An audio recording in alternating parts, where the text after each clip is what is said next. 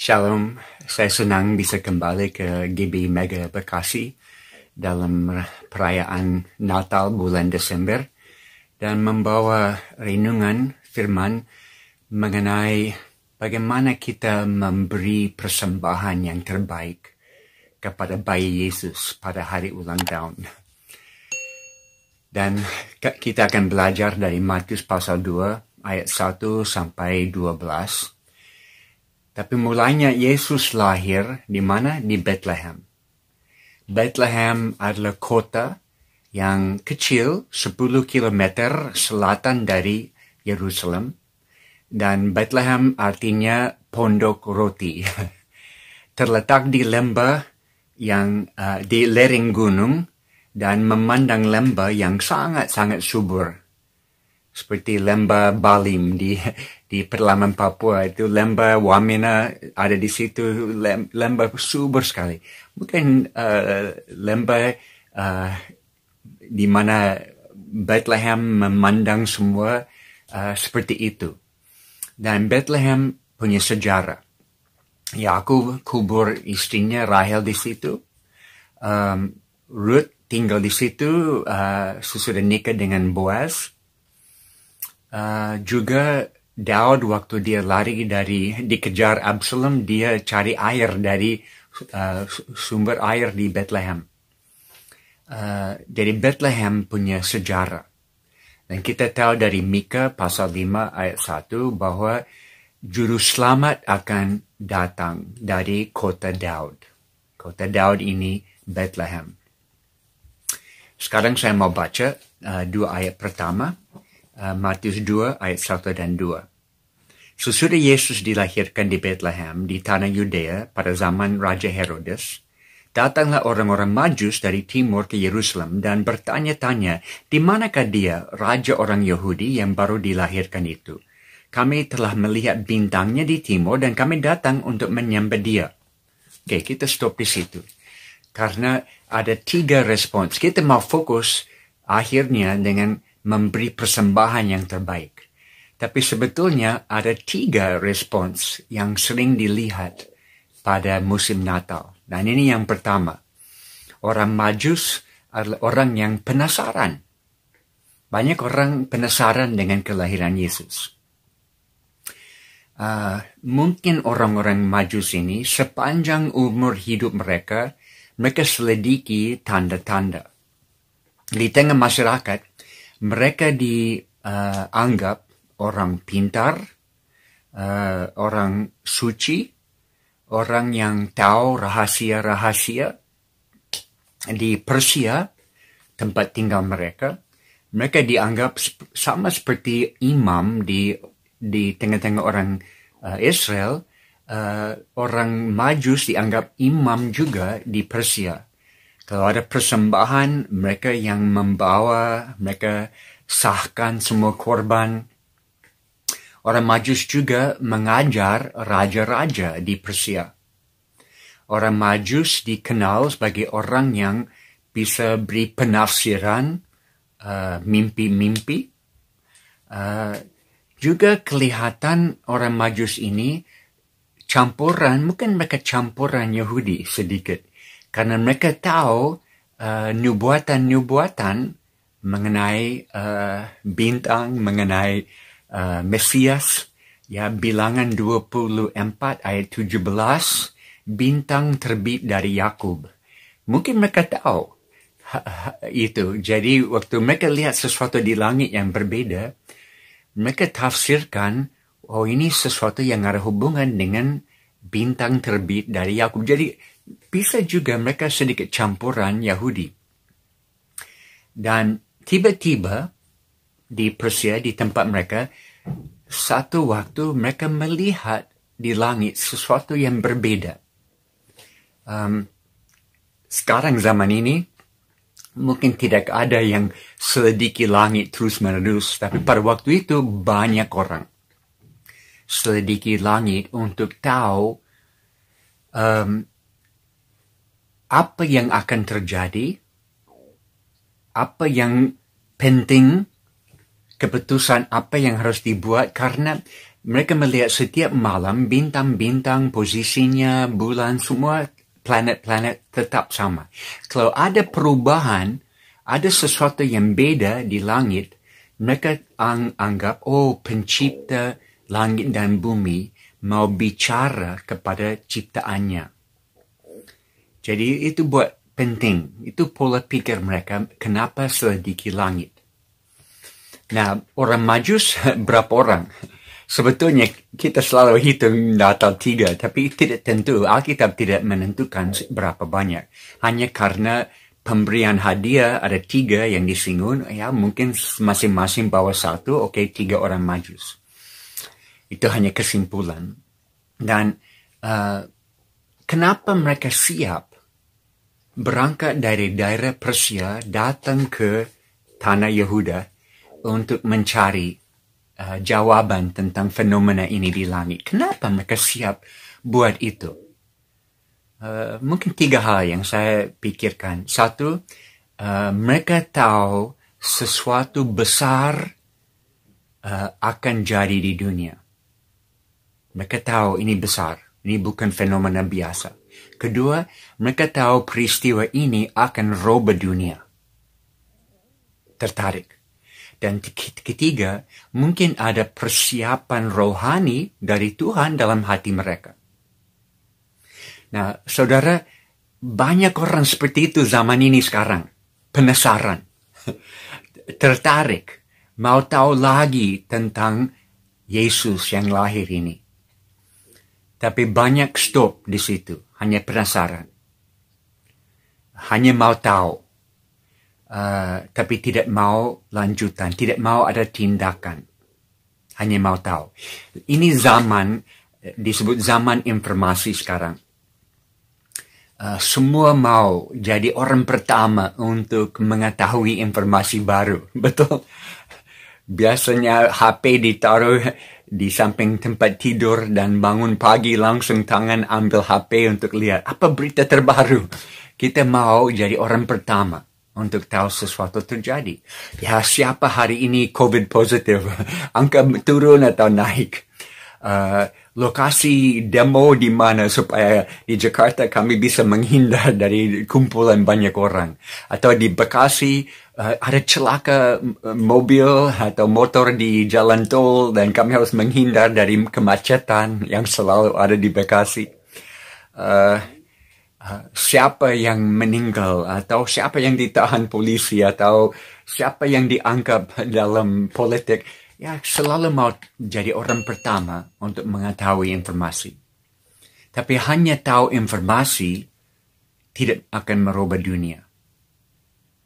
Mengetahui tentang kelahiran Yesus tidak membawa keselamatan. Menghormati Yesus tidak membawa keselamatan. Terima Yesus di dalam hati juga belum tuntas. Itu seperti mau kurung Yesus di dalam hati. Harus ada langkah menjadikan Yesus Tuhan di atas hidupmu. Jadi yang pertama kita lihat respons kelahiran Yesus terhadap kelahiran Yesus, 1, penasaran sampai hari ini. Nah, respons yang kedua, kita lihat dari Herodes. Mulai dari ayat 3. Ketika Raja Herodes mendengar hal itu, terkejutlah dia beserta seluruh Yerusalem. Maka dikumpulkannya semua imam dari kepala dan ahli Taurat bangsa Yahudi. Lalu dimintanya keterangan dari mereka. Di mana Mesias yang dilahirkan? Mereka berkata kepada dia, di Bethlehem, di tanah Yudea, karena demikian ada tertulis dalam kitab Nabi, dan engkau Bethlehem tanah Yudea, engkau sekali-kali bukanlah yang terkecil di antara mereka yang memerintah Yehuda, karena dari pada mula akan bangkit seorang pemimpin yang akan menggembalakan umat Israel. Lalu dengan diam-diam Herodes memanggil orang-orang Majus itu dan dengan teliti tanya mereka bila mana bintang itu nampak. Kemudian ia menyuruh mereka ke Yerusalem. Katanya pergi dan selidiki semua seksama hal-hal mengenai anak itu, dan segera sesudah kamu menemukan dia, kabarkanlah kepada saya supaya aku pun datang menyembah dia. Dan setelah mendengar kata-kata raja itu, berangkatlah mereka dan lihat bintang yang mereka lihat di timur mendahului mereka hingga tiba dan berhenti di atas tempat di mana anak itu berada. Jadi di sini kita lihat respons yang kedua terhadap kelahiran Yesus, penolakan. Herodes terganggu dengan kelahiran Yesus. Nah, Herodes, sedikit latar belakang mengenai dia. Dia setengah darah Yahudi. Dia memerintah cukup lama di wilayah itu, dan dia membangun wilayah itu. Termasuk Bait Allah. Dia bangun Bait Allah. Kadang-kadang kita dengar istilah Herodes dan kita pikir, oh jahat, orang jahat. Tapi ada hal yang bagus yang Herodes buat.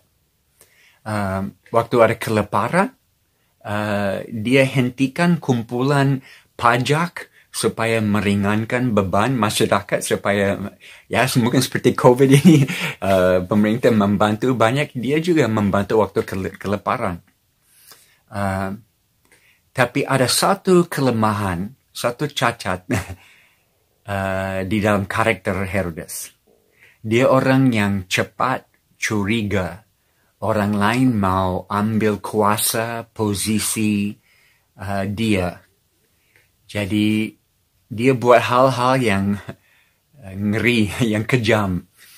Dia bunuh istri karena dia takut istri mau ambil posisi dia. Anak laki-laki yang tertua dia bunuh. Kemudian 2 anak lagi. Dia sudah rancang. Kalau tiba-tiba dia mati, ada daftar semua orang yang pintar, berpendidikan, punya wewenang di kota atau wilayah harus dibunuh, dimusnahkan. Karena dia tidak mau satu orang pun ambil posisi dia. Dia gila hormat, gila posisi. Jadi dia sangat terganggu dalam rohnya, dalam spiritnya, waktu dia dengar tentang kelahiran Yesus. Dia mau tahu orang ini yang baru lahir, dia latar belakang apa, profesi apa, keluarga apa, mana markasnya, pasukannya berapa banyak orang yang siap-siap. Mereka mau berontak dan berperang, dan dia diberitahu ini bukan raja orang dewasa seperti itu, ini seorang bayi, anak kecil. Dan ayat 5 dan 6 itu nubuatan dari Mika 700 tahun sebelumnya. Dan ayat 7 dan 8 yang tadi kita baca, Herodes dengan pura-pura dia suruh orang Majus pergi selidiki semua, cari anak itu, dapat kembali, saya mau juga. Jadi dia mau cari informasi dengan laporan kembali dari mereka. Mengapa? Mengapa Herodes menolak? Mengapa masih sampai hari ini ada respons orang menolak kelahiran Yesus? Karena kedatangan anak ini akan mengganggu posisi, kuasa, pengaruh seluruh kehidupan dia dan kita. Sampai sekarang ada orang yang menolak Yesus karena dianggap mengikuti Yesus akan mengganggu hidup sehari-hari. Dan memang mereka benar, tanggapan itu benar. Mengikuti Yesus akan mengganggu hidup sehari-hari, akan mengganggu hidup total. Ini bukan hanya penambahan sesuatu dalam hidupmu, tapi ini perubahan dasar semua imanmu. Di Papua, waktu Injil masuk 50, 60, 70 tahun lalu, suku-suku yang dulu sangat primitif dalam perang suku. Contoh, waktu kami masuk suku Sawi, perang-perang setiap minggu ada perang suku. Berapa lama sampai ada transformasi? Ya, perlu waktu, tapi memang ada transformasi. Bukan karena undang-undang bisa, jangan berperang. Tapi yang terjadi, panggilan perang dan semua orang turun di lapangan perang berkelahi. Tapi makin lama ada orang percaya Yesus. Dan waktu ada panggilan perang, mereka turun dari rumah ke lapangan perang, tapi kasih tinggal alat-alat perang. Busur, anak panah, tombak, kapak batu ditinggalin di rumah. Dan turun di lapangan untuk solidaritas dengan saudara-saudara. Tapi tunggu lama, masih tambah waktu lagi, tambah orang percaya. Waktu panggil perang, mereka turun dari rumah, kasih tinggal alat-alat perang di rumah, turun di lapangan, dan mereka ambil saudara-saudara dari perang. Dan akhirnya tidak ada perang lagi. Transformasi terjadi. Perubahan total dengan kabar baik tentang Yesus. Jadi, Injil akan rubah hidup, akan mengganggu pola hidup sehari-hari, karena kita tinggal di dalam kegelapan sampai terang datang dan sinari semua, membukakan semua. Jadi jangan kejut, hidupmu memang akan berubah, akan diganggu dengan kelahiran Yesus. Nah, ayat 9, orang-orang Majus melihat sekali lagi bintang. Dulu mereka lihat di Persia, mereka pikir mungkin meteor, batu dari angkasa yang turun di langit. Ini fenomena apa artinya? Mereka mulai perjalanan. Sekarang mereka lihat sekali lagi. Dan lagi sekarang ini fenomena bintang stop di atas rumah di Bethlehem, di mana Yesus ada. Berarti ini fenomena baru lagi dan mujizat. Karena berhenti di situ. Supernatural. Dan mereka sangat tertarik mau lihat apa terjadi di situ. Dan ada datang, dan respons ketiga sekarang kita akan lihat. Respons yang kita mau, memberi persembahan yang terbaik dari hidup ini. Saya baca ayat 10 sampai 12. Ketika mereka melihat bintang itu, sangat bersuka cita mereka. Maka masuklah mereka ke dalam rumah itu dan melihat anak itu bersama Maria ibunya, lalu sujud menyembah dia. Mereka pun membuka tempat harta benda mereka dan mempersembahkan persembahan kepadanya, ya emas, kemenyan, dan mur. Dan karena diperingatkan dalam mimpi, supaya jangan kembali kepada Herodes, maka pulanglah mereka ke negerinya melalui jalan yang lain. Jadi penyembahan, persembahan yang terbaik. Mereka menyembah, sujud menyembah di depan siapa? Seorang bayi. Bayangkan, menyembah di depan seorang bayi. Ini bukan menerima Yesus ke dalam hidupnya dan tambahkan kerajinan agama. Tidak. Tapi inilah memberi tempat bagi Yesus dalam hidupnya, supaya dia bisa memerintah di atas seluruh hidupmu. Itu persembahan yang terbaik. Bukan sebagian, seluruhnya dari hidup ini. Dan mereka membawa persembahan,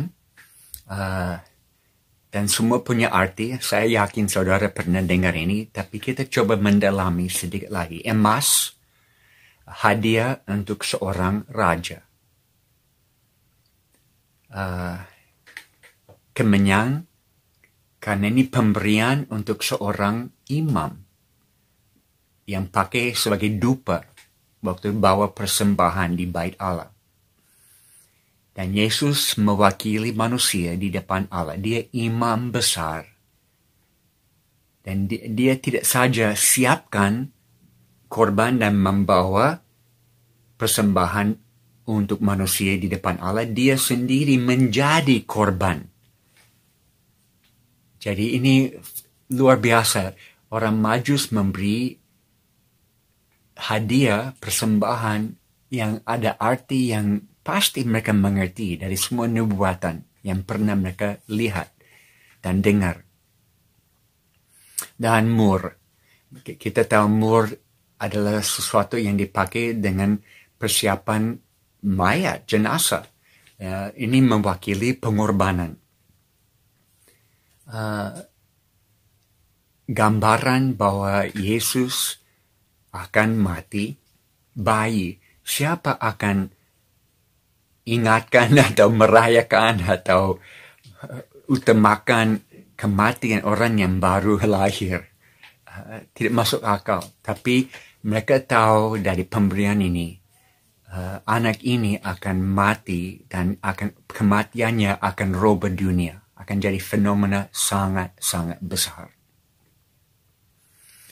Dan mereka tahu Yesus adalah raja di atas semua raja, imam besar yang mewakili manusia kepada Allah Bapa, dan dia rela mati dan melalui korbannya dosa manusia ditebus, dilunasi. Persembahan yang terbaik. Dalam hidup saya, saudara, 44 tahun di Papua, Tuhan ajar kami, latih kami, jangan pegang terlalu kuat apa yang ada di tanganmu. Semua bisa hilang tiba-tiba. 3 kali dalam hidup saya di Papua, saya kehilangan semuanya. Semua pelayanan orang lain ambil, semua aset orang lain ambil, nama baik diambil, dan saya kosong, bangkrut dengan Tuhan. 3 kali harus mulai dari nol. Dan saya mulai dari nol, bangun kembali, diambil lagi, mulai lagi 3 kali. Dan setiap Januari, saudara, waktu kita masuk tahun baru, Tuhan tanya, apakah Jim siap kehilangan semua sekali lagi? Siap bangkrut dengan saya lagi? Dan saya harus jawab, Tuhan, saya siap. Karena saya tidak mau pegang kuat apa yang ada di dunia ini. Saya serahkan. Tiap Januari kami mulai tahun baru dengan kosong. Rekening kosong, rencana, planning kosong. Kami mulai kosong. Dan kami tanya, apa pekerjaan Bapa kami di bumi ini sekarang? Kami tidak mau bangun di atas dasar tahun lalu. Kami mau bangun di atas dasar bangkrut dengan Tuhan. Karena saat itu Tuhan bisa mengambil hidup ini dan buat apa yang dia mau buat, tanpa kami campur dengan rencana kami. Saya ambil ini waktu Yesus panggil murid-murid, seperti Lukas 9 ayat-ayat terakhir, 62 ayat terakhir. Dan siapa mau jadi muridku, dia siap membajak, tapi dia menoleh ke belakang, dia tidak patut masuk kerajaan surga. Jangan menoleh ke belakang. Menoleh ke depan. Jangan lihat ke belakang. Jangan lihat kegagalan-kegagalanmu masa yang lalu. Banyak orang mengingat kegagalan, mengingat waktu yang susah, mengingat semua yang negatif dari tahun lalu. Dan itu selalu mempengaruhi dan membuat takut gagal lagi, takut maju. Jangan lihat ke belakang. Saya layani banyak anak muda yang masa lalu hancur. Dan ada lagu baru saya terjemahkan, Broken People. Kita semua orang hancur. Dan Tuhan perhatikan orang yang hancur. Supaya bisa bangkitkan mereka. Dan waktu mereka bangkit, semua kemuliaan akan dibawa kepada dia. Persembahan yang terbaik. Jangan menoleh ke belakang dengan sukses. Banyak gereja, banyak orang melihat sukses tahun lalu. Sukses kemarin. Dan mereka bangun di atas sukses itu. Jangan. Mungkin COVID sudah latih kita. Jangan bangun sesuatu tahun depan berdasarkan sukses tahun lalu. Setiap Januari kami bangkrut dengan Tuhan. Kosong. Mulai apa pekerjaan Bapa kami tahun ini. Itu yang kami mau. Itu yang kami belajar dalam COVID ini. Dan mungkin Natal ini kita betul-betul mau masuk tahun 2022 dengan kosong. Bangkrut dengan Tuhan. Jangan menoleh ke belakang. Sukses kemarin itu untuk kemarin. Kami tutup tahun dan kami buka dengan apa rencana Bapa kami tahun ini. Kami mau satukan hati dan visi dengan hati dan visi Tuhan. Banyak orang menyesal. Ada satu program di Amerika, Good Morning America. Mereka buat survei di seluruh Amerika dengan orang yang umur 65 tahun di atas. Kalau saudara bisa ulangi hidup ini, apa yang akan dibuat berbeda? Dan dari semua respons, ada 3 yang muncul. Mereka bilang, kalau kami bisa ulangi hidup ini, kami akan perlambat perjalanan hidup. Kami tidak akan berburu-buru, kami akan lebih pelan dan renungkan, refleksi semua yang kami buat di bumi ini. Kedua, kami akan buat hal-hal yang punya resiko lebih tinggi. Kami akan siap bayar harga, take more risks dalam hidup ini. Tidak akan hanya hidup hati-hati, aman-aman, nyaman-nyaman. Ketiga, kami akan buat hal-hal yang punya dampak di bumi ini, yang positif. Pada waktu kami tidak ada dampak dari hidup kami yang bisa terus menolong masyarakat. Wow. Itu karena saudara sering manusia waktu tinggalkan bumi ini, hari-hari terakhir, rasa menyesal. Saya mau jadi orang yang tidak menyesal.